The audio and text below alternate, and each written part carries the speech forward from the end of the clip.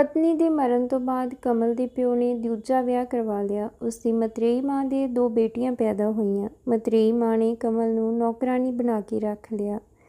ਉਸਦੀਆਂ ਆਪਣੀਆਂ ਕੁੜੀਆਂ ਸਾਰਾ ਦਿਨ ਕੋਈ ਨਾ ਕੋਈ ਕੰਮ ਨਾ ਕਰਦੀਆਂ। ਕਾਲੇ ਰੰਗ ਕਰਕੇ ਕਮਲ ਦਾ ਕਿਤੇ ਵੀ ਰਿਸ਼ਤਾ ਨਹੀਂ ਹੋ ਰਿਹਾ ਸੀ। ਇੱਕ ਦਿਨ ਉਸਦੀ ਮਤਰੇਈ ਮਾਂ ਨੇ ਆਪਣੀ ਬੇਟੀ ਦੀ ਤਸਵੀਰ ਦਿਖਾ ਕੇ ਉਸਦੀ ਜਗ੍ਹਾ ਕਮਲ ਨੂੰ ਵਿਦਾ ਕਰ ਦਿੱਤਾ ਅਤੇ ਖੁਸ਼ੀ ਮਨਾਉਣ ਲੱਗੀ ਕਿ ਉਸ ਮਨਹੂਸ ਤੋਂ ਜਾਨ ਛੁੱਟੀ। ਪਰ ਜਦੋਂ ਰਾਤ ਨੂੰ ਉਸਦੇ ਪਤੀ ਨੇ ਉਸਦਾ ਘੁੰਡ ਚੁੱਕਿਆ ਤਾਂ ਫਿਰ ਉਹ ਹੋਇਆ ਜੋ ਕਮਲ ਨੇ ਸੁਪਨੇ ਵਿੱਚ ਵੀ ਨਹੀਂ ਸੋਚਿਆ ਸੀ। ਕਮਲ ਆਪਣੀ ਮਾਂ ਨੂੰ ਯਾਦ ਕਰਕੇ ਰੋ ਰਹੀ ਸੀ। ਉਹ ਸਾਰੀ ਮਾਂ ਦੀ ਤਸਵੀਰ ਲੈ ਕੇ ਰੋਂਦੀ ਰਹੀ। ਉਸਦੇ ਪਿਓ ਨੇ ਸਵੇਰੇ ਆਪਣੀ ਦੂਜੀ ਪਤਨੀ ਲੈ ਕੇ ਆਉਣੀ ਸੀ। ਉਹ ਵਾਰ-ਵਾਰ ਕਹਿ ਰਹੀ ਸੀ ਕਿ ਮਾਂ ਤੂੰ ਮੈਨੂੰ ਛੱਡ ਕੇ ਕਿਉਂ ਚਲੀ ਗਈ? ਤੇਰੇ ਬਿਨਾਂ ਮੇਰਾ ਕੀ ਹੋਵੇਗਾ? ਤੂੰ ਇੱਕ ਵਾਰ ਵੀ ਨਾ ਸੋਚਿਆ ਪਤਾ ਨਹੀਂ ਨਵੀਂ ਮਾਂ ਮੇਰੇ ਨਾਲ ਕਿਹੋ ਜਿਹਾ ਸਲੂਕ ਕਰੇਗੀ। ਪਾਪਾ ਤਾਂ ਵੈਸੇ ਵੀ ਘੱਟ ਬੋਲਦੇ ਹਨ, ਪਰ ਉਹ ਆਪਣੇ ਦੂਜੇ ਵਿਆਹ ਲਈ ਬੜੇ ਖੁਸ਼ ਹਨ। ਮੈਂ ਪਾਪਾ ਨੂੰ ਕਿਹਾ ਵੀ ਕਿ ਦੂਜੀ ਮਾਂ ਨਾ ਲੈ ਕੇ ਆਵੋ, ਉਹ ਮੈਨੂੰ ਮਾਰੇਗੀ, ਮੈਨੂੰ ਕਦੇ ਨਹੀਂ ਅਪਣਾਵੇਗੀ, ਪਰ ਪਾਪਾ ਨਹੀਂ ਮੰਨੇ। ਮੈਨੂੰ ਬਹੁਤ ਡਰ ਲੱਗ ਰਿਹਾ ਹੈ। ਕਮਲ ਇਸ ਤਰ੍ਹਾਂ ਆਪਣੀ ਮਾਂ ਨਾਲ ਗੱਲਾਂ ਕਰ ਰਹੀ ਸੀ, ਪਰ ਉਸਦੀ ਮਾਂ ਤਾਂ 3-4 ਮਹੀਨੇ ਪਹਿਲਾਂ ਹੀ ਮਰ ਚੁੱਕੀ ਸੀ। ਉਸਦੀ ਉਮਰ ਕੁਝ ਜ਼ਿਆਦਾ ਨਹੀਂ ਸੀ, ਬਸ ਬਿਮਾਰੀ ਦੇ ਚਲਦੇ ਪੈਸਿਆਂ ਦੀ ਕਮੀ ਕਰਕੇ ਸਹੀ ਇਲਾਜ ਨਾ ਮਿਲਿਆ, ਜਿਸ ਕਰਕੇ ਉਸਦੀ ਮੌਤ ਹੋ ਗਈ ਸੀ।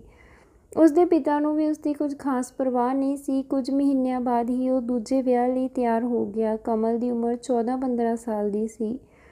ਕਮਲ ਦਾ ਵਿਆਹ ਵਾਲੇ ਦਿਨ ਪਿਤਾ ਬਹੁਤ ਖੁਸ਼ ਸੀ। ਉਹ ਆਪਣੀ ਦੂਜੀ ਪਤਨੀ ਨੂੰ ਵਿਆਹ ਕਰਕੇ ਘਰ ਲੈ ਆਇਆ। ਕਮਲ ਨੇ ਦੇਖਿਆ ਕਿ ਉਸਦੀ ਮਤਰੇਈ ਮਾਂ ਬਹੁਤ ਸੋਹਣੀ ਸੀ, ਉਸ ਤੋਂ ਨਜ਼ਰ ਵੀ ਨਹੀਂ ਹਟ ਰਹੀ ਸੀ, ਜਦੋਂ ਕਿ ਕਮਲ ਦੀ ਮਾਂ ਸਾਂਵਲੀ ਸ਼ਕਲ ਸੂਰਤ ਦੀ ਸੀ। ਕਮਲ ਦੀ ਮਤਰੇਈ ਮਾਂ ਨੇ ਇੱਕ ਨਜ਼ਰ ਕਮਲ ਨੂੰ ਦੇਖਿਆ, ਫਿਰ ਆਪਣੇ ਕਮਰੇ ਵਿੱਚ ਚਲੀ ਗਈ। ਅਗਲੇ ਦਿਨ ਘਰ ਦਾ ਨਕਸ਼ਾ ਹੀ ਬਦਲ ਚੁੱਕਿਆ ਸੀ। ਉਸਦੇ ਪਾਪਾ ਸਿਰਫ ਆਪਣੀ ਪਤਨੀ ਦੇ ਹੋ ਕੇ ਰਹਿ ਗਏ ਸਨ। ਇੰਨੀ ਸੋਹਣੀ ਪਤਨੀ ਪਾ ਕੇ ਉਹ ਆਪਣੀ ਬੇਟੀ ਨੂੰ ਵੀ ਭੁੱਲ ਗਏ ਸੀ। ਸ਼ੁਰੂ ਵਿੱਚ ਤਾਂ ਘਰ ਦੀ ਜ਼ਿੰਮੇਵਾਰੀ ਉਸਦੀ ਮਤਰੇਈ ਮਾਂ ਨੇ ਸੰਭਾਲ ਲਈ, ਕਿਉਂਕਿ ਸ਼ਾਇਦ ਉਹ ਇਹ ਸਭ ਆਪਣੇ ਪਤੀ ਦਾ ਦਿਲ ਜਿੱਤਣ ਲਈ ਕਰ ਰਹੀ ਸੀ। ਕਮਲ ਸਕੂਲ ਤੋਂ ਆ ਕੇ ਆਪਣੀ ਮਤਰੇਈ ਮਾਂ ਦਾ ਕੰਮ ਵਿੱਚ ਹੱਥ ਵਟਾ ਦਿੰਦੀ ਸੀ। ਫਿਰ ਇੱਕ ਦਿਨ ਪਤਾ ਚੱਲਿਆ ਕਿ ਕਮਲ ਦੀ ਮਤਰੇਈ ਮਾਂ ਪ੍ਰੈਗਨੈਂਟ ਹੈ। ਉਸਦਾ ਪਿਓ ਤਾਂ ਬਹੁਤ ਖੁਸ਼ ਸੀ, ਪਰ ਘਰ ਦੀ ਸਾਰੀ ਜ਼ਿੰਮੇਵਾਰੀ ਕਮਲ 'ਤੇ ਆ ਗਈ। ਉਸਦੀ ਪੜ੍ਹਾਈ ਵੀ ਛੁੱਟ ਗਈ। ਮਤਰੇਈ ਮਾਂ ਦੇ ਵੀ ਤੇਵਰ ਬਦਲ ਗਏ। ਉਹ ਵੀ ਹੁਣ ਕਮਲ 'ਤੇ ਹੁਕਮ ਚਲਾਉਂਦੀ ਰਹਿੰਦੀ। ਕਮਲ ਇੱਕ ਨੌਕਰਾਨੀ ਬਣ ਕੇ ਰਹਿ ਗਈ ਸੀ, ਕਿਉਂਕਿ ਉਸਦਾ ਪਿਓ ਵੀ ਉਸਦੀ ਇੱਕ ਨਾ ਸੁਣਦਾ। ਕੁਝ ਸਮੇਂ ਬਾਅਦ ਕਮਲ ਦੀ ਮਤਰੇਈ ਮਾਂ ਨੇ ਇੱਕ ਬੇਟੀ ਨੂੰ ਜਨਮ ਦਿੱਤਾ। ਕਮਲ ਬਹੁਤ ਖੁਸ਼ ਸੀ, ਪਰ ਉਸਦੀ ਮਤਰੇਈ ਮਾਂ ਨੇ ਕਮਲ ਨੂੰ ਬੱਚੀ ਨੂੰ ਹੱਥ ਤੱਕ ਲਾਉਣ ਨਹੀਂ ਦਿੱਤਾ। ਇਸ ਤਰ੍ਹਾਂ ਹੀ ਸਮਾਂ ਬੀਤਦਾ ਗਿਆ। ਕਮਲ ਦੀ ਮਤਰੇਈ ਮਾਂ ਨੇ ਇੱਕ ਹੋਰ ਬੱਚੀ ਨੂੰ ਜਨਮ ਦਿੱਤਾ। ਉਸਦਾ ਪਿਓ ਉਹਨਾਂ ਨੂੰ ਬਹੁਤ ਪਿਆਰ ਕਰਦਾ, ਪਰ ਕਮਲ ਵੱਲ ਉਸਦਾ ਕੋਈ ਧਿਆਨ ਨਹੀਂ ਸੀ। ਇੱਕ ਵਾਰ ਮਤਰੇਈ ਮਾਂ ਬਾਥਰੂਮ ਵਿੱਚ ਸੀ ਤਾਂ ਉਸਦੀ ਵੱਡੀ ਬੇਟੀ ਨੇ ਛੋਟੀ ਬੱਚੀ ਨੂੰ ਥੱਲੇ ਸੁੱਟ ਦਿੱਤਾ। ਰੋਣ ਦੀ ਆਵਾਜ਼ ਸੁਣ ਕੇ ਕਮਲ ਉੱਥੇ ਆ ਗਈ। ਉਸਨੇ ਛੋਟੀ ਬੱਚੀ ਨੂੰ ਚੁੱਕ ਲਿਆ ਤੇ ਵੱਡੀ ਨੂੰ ਥੋੜ੍ਹਾ ਘੂਰ ਦਿੱਤਾ, ਪਰ ਉਦੋਂ ਤੱਕ ਉੱਥੇ ਕਮਲ ਦੀ ਮਤਰੇਈ ਮਾਂ ਆ ਗਈ। ਉਹ ਉਲਟਾ ਕਮਲ ਨੂੰ ਹੀ ਬੋਲਣ ਲੱਗੀ ਕਿ ਤੂੰ ਮੇਰੀਆਂ ਬੇਟੀਆਂ ਨੂੰ ਰਵਾ ਦਿੱਤਾ, ਇੱਥੋਂ ਤੱਕ ਕਿ ਉਸਨੇ ਕਮਲ ਦੇ ਥੱਪੜ ਮਾਰ ਕੇ ਉਸਨੂੰ ਕਮਰੇ ਵਿੱਚੋਂ ਬਾਹਰ ਕੱਢ ਦਿੱਤਾ। ਰਾਤ ਨੂੰ ਉਸਦਾ ਪਿਓ ਘਰ ਆਇਆ ਤਾਂ ਮਤਰੇਈ ਮਾਂ ਨੇ ਉਸਨੂੰ ਵਧਾ ਚੜ੍ਹਾ ਕੇ ਗੱਲ ਦੱਸੀ ਤਾਂ ਉਸਦੇ ਪਿਓ ਨੇ ਵੀ ਕਮਲ ਨੂੰ ਮਾਰਨ ਤੋਂ ਗੁਰੇਜ਼ ਨਾ ਕੀਤਾ। ਕਮਲ ਬੇਕਸੂਰ ਹੋ ਕੇ ਵੀ ਸਭ ਦੀ ਮਾਰ ਸਹਿਣ ਕਰ ਰਹੀ ਸੀ। ਹੁਣ ਤਾਂ ਇਹ ਰੋਜ਼ ਦਾ ਹੀ ਕੰਮ ਹੋ ਗਿਆ ਸੀ। ਇੱਕ ਦਿਨ ਕਮਲ ਦੀ ਮਤਰੇਈ ਮਾਂ ਨੇ ਉਸਦੇ ਵਿਆਹ ਦੀ ਗੱਲ ਕੀਤੀ ਤਾਂ ਕਿ ਉਸ ਤੋਂ ਖਹਿੜਾ ਛੁੱਟ ਸਕੇ, ਤਾਂ ਉਸਦੇ ਪਿਓ ਨੇ ਝੱਟ ਕਹਿ ਦਿੱਤਾ ਕਿ ਤੈਨੂੰ ਜੋ ਠੀਕ ਲੱਗੇ ਤੂੰ ਉਹ ਕਰ। ਫਿਰ ਉਹ ਕਮਲ ਲਈ ਰਿਸ਼ਤੇ ਦੇਖਣ ਲੱਗੀ, ਪਰ ਜੋ ਵੀ ਕਮਲ ਨੂੰ ਦੇਖਦਾ ਝੱਟ ਨਾ ਕਰ ਦਿੰਦਾ, ਕਿਉਂਕਿ ਉਸਦਾ ਰੰਗ ਕਾਲਾ ਸੀ। ਹਾਲਾਂਕਿ ਉਹ ਕੰਮਕਾਜ ਤੇ ਦਿਲ ਦੀ ਬਹੁਤ ਚੰਗੀ ਸੀ, ਪਰ ਦੇਖਣ ਵਿੱਚ ਕੁਝ ਖਾਸ ਨਹੀਂ ਸੀ। ਪਰ ਹਰ ਕੋਈ ਉਸਦੀ ਸੂਰਤ ਦੇਖਦਾ, ਸੀਰਤ ਨਹੀਂ। ਸਮਾਂ ਗੁਜ਼ਰਦਾ ਗਿਆ। ਉਸਦੀਆਂ ਦੂਜੀਆਂ ਭੈਣਾਂ ਵੀ ਜਵਾਨ ਹੋ ਰਹੀਆਂ ਸਨ। ਉਹ ਆਪਣੀ ਮਾਂ ਦੀ ਤਰ੍ਹਾਂ ਖੂਬਸੂਰਤ ਸਨ, ਪਰ ਉਹਨਾਂ ਦਾ ਰਵੱਈਆ ਬਿਲਕੁਲ ਚੰਗਾ ਨਹੀਂ ਸੀ। ਕਿਸੇ ਨਾਲ ਗੱਲ ਕਰਨ ਦੀ ਤਮੀਜ਼ ਨਹੀਂ ਸੀ। ਇਸ ਦੇ ਬਾਵਜੂਦ ਵੀ ਲੋਕ ਉਹਨਾਂ ਨੂੰ ਪਸੰਦ ਕਰਦੇ ਸਨ। ਕਮਲ ਦੀ ਉਮਰ ਵੀ ਵੱਧ ਗਈ ਸੀ, ਪਰ ਉਸਦਾ ਰਿਸ਼ਤਾ ਤੈਅ ਨਹੀਂ ਹੋਇਆ ਸੀ। ਗੱਲ-ਗੱਲ 'ਤੇ ਬੇਇੱਜ਼ਤੀ ਸਹਿਣ ਕਰਕੇ ਉਹ ਵੀ ਪੱਥਰ ਦਿਲ ਬਣ ਗਈ ਸੀ। ਉਸਦੀ ਮਤਰੇਈ ਮਾਂ ਉਸਨੂੰ ਮਨਹੂਸ, ਕਲਮੂਹੀ, ਹੋਰ ਨਾ ਜਾਣੇ ਕਿੰਨੇ ਨਾਵਾਂ ਨਾਲ ਪੁਕਾਰਦੀ ਸੀ। ਉਹ ਬਸ ਕਮਲ ਤੋਂ ਆਪਣੀ ਜਾਨ ਛੁਡਵਾਉਣਾ ਚਾਹੁੰਦੀ ਸੀ।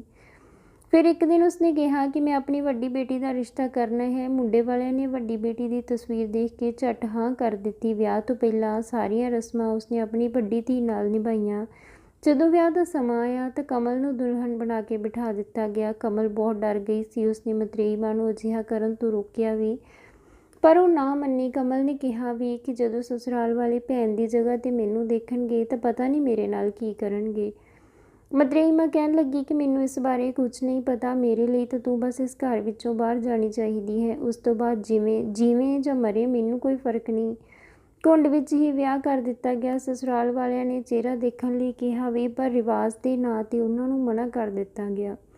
ਇਸੇ ਤਰ੍ਹਾਂ ਕਮਲ ਦੀ ਵਿਦਾਈ ਹੋ ਗਈ। ਉਹ ਦੁਲਹਨ ਬਣੀ ਆਪਣੇ ਕਮਰੇ ਵਿੱਚ ਬੈਠੀ ਸੀ, ਬਹੁਤ ਡਰੀ ਹੋਈ ਸੀ। ਕੁਝ ਸਮਝ ਨਹੀਂ ਆ ਰਿਹਾ ਸੀ। ਉਹ ਸੋਚ ਰਹੀ ਸੀ ਕਿ ਕੁਝ ਦੇਰ ਬਾਅਦ ਉਸਦਾ ਰਾਜ ਖੁੱਲ੍ਹਣ ਵਾਲਾ ਹੈ। ਇਹ ਸੋਚ ਕੇ ਡਰਦੇ ਮਾਰੇ ਉਸਦੀ ਜਾਨ ਹੀ ਨਿਕਲੀ ਜਾ ਰਹੀ ਸੀ। ਕੁਝ ਦੇਰ ਬਾਅਦ ਉਸਦਾ ਪਤੀ ਅੰਦਰ ਆਇਆ। ਉਸਨੇ ਕਮਲ ਦਾ ਘੁੰਡ ਚੁੱਕਿਆ ਤਾਂ ਹੱਕਾ ਬੱਕਾ ਰਹਿ ਗਿਆ। ਇਸ ਤੋਂ ਪਹਿਲਾਂ ਕਿ ਉਹ ਕੁਝ ਹੋਰ ਕਹਿੰਦਾ, ਕਮਲ ਉਸਦੇ ਪੈਰਾਂ 'ਤੇ ਡਿੱਗ ਪਈ। ਉਸਨੇ ਸਾਰੀ ਸੱਚਾਈ ਦੱਸ ਦਿੱਤੀ। ਉਹ ਆਪ ਵੀ ਕਾਲੇ ਰੰਗ ਦਾ ਹੀ ਸੀ। ਉਸਦਾ ਇੱਕ ਹੱਥ ਵੀ ਖਰਾਬ ਸੀ, ਪਰ ਕਮਲ ਦੀ ਤਰ੍ਹਾਂ ਦਿਲ ਦਾ ਸਾਫ਼ ਸੀ। ਉਹ ਕਹਿਣ ਲੱਗਾ ਕਿ ਤੇਰੀ ਤਰ੍ਹਾਂ ਅੱਜ ਤੱਕ ਮੇਰਾ ਵੀ ਮਜ਼ਾਕ ਹੀ ਬਣਾਇਆ ਗਿਆ ਹੈ, ਪਰ ਸ਼ਾਇਦ ਆਪਣੇ ਸੰਜੋਗ ਰੱਬ ਨੇ ਲਿਖੇ ਹਨ। ਉਸਨੇ ਕਮਲ ਨੂੰ ਆਪਣੀ ਪਤਨੀ ਦੇ ਰੂਪ ਵਿੱਚ ਸਵੀਕਾਰ ਕਰ ਲਿਆ ਤੇ ਆਪਣੇ ਘਰਦਿਆਂ ਨੂੰ ਕਹਿ ਦਿੱਤਾ ਕਿ ਮੈਨੂੰ ਕਮਲ ਹੀ ਪਸੰਦ ਸੀ, ਨਾ ਕਿ ਇਸਦੀ ਛੋਟੀ ਭੈਣ। ਇਸ ਲਈ ਮੈਂ ਕਮਲ ਦੀ ਮਾਂ ਨੂੰ ਕਿਹਾ ਕਿ ਮੈਂ ਕਮਲ ਨਾਲ ਵਿਆਹ ਕਰਵਾਉਣਾ ਹੈ। ਇਸ ਲਈ ਕਮਲ ਦੇ ਸਸੁਰਾਲ ਵਾਲਿਆਂ ਨੂੰ ਵੀ ਕੋਈ ਇਤਰਾਜ਼ ਨਹੀਂ ਸੀ। ਉੱਧਰ ਕਮਲ ਦੀ ਮਤਰੇਈ ਮਾਂ ਤੇ ਭੈਣਾਂ ਉਡੀਕ ਰਹੀਆਂ ਸਨ ਕਿ ਕਮਲ ਕਦੋਂ ਬੇਇੱਜ਼ਤ ਹੋ ਕੇ ਘਰ ਆਵੇ, ਪਰ ਰੱਬ ਦੀ ਮਿਹਰ ਸਦਕਾ ਕਮਲ ਨੂੰ ਇੱਕ ਚੰਗਾ ਜੀਵਨ ਸਾਥੀ ਮਿਲ ਗਿਆ ਸੀ, ਜੋ ਉਸਨੂੰ ਪਿਆਰ ਤੇ ਇੱਜ਼ਤ ਦੋਵੇਂ ਦਿੰਦਾ ਸੀ। ਹੁਣ ਕਮਲ ਆਪਣੀ ਜ਼ਿੰਦਗੀ ਵਿੱਚ ਖੁਸ਼ ਸੀ। ਉਸਨੇ ਕਦੇ ਵੀ ਪੇਕਿਆਂ ਵੱਲ ਮੂੰਹ ਨਾ ਕੀਤਾ। ਤਾਂ ਦੋਸਤੋ, ਇਹ ਸੀ ਅੱਜ ਦੀ ਕਹਾਣੀ। ਉਮੀਦ ਕਰਦੇ ਹਾਂ ਤੁਹਾਨੂੰ ਪਸੰਦ ਆਈ ਹੋਵੇਗੀ। ਤਾਂ ਵੀਡੀਓ ਨੂੰ ਲਾਈਕ ਤੇ ਸ਼ੇਅਰ ਜ਼ਰੂਰ ਕਰ ਦਿਓ ਤੇ ਚੈਨਲ ਨੂੰ ਵੀ ਜ਼ਰੂਰ ਸਬਸਕ੍ਰਾਈਬ ਕਰਿਓ।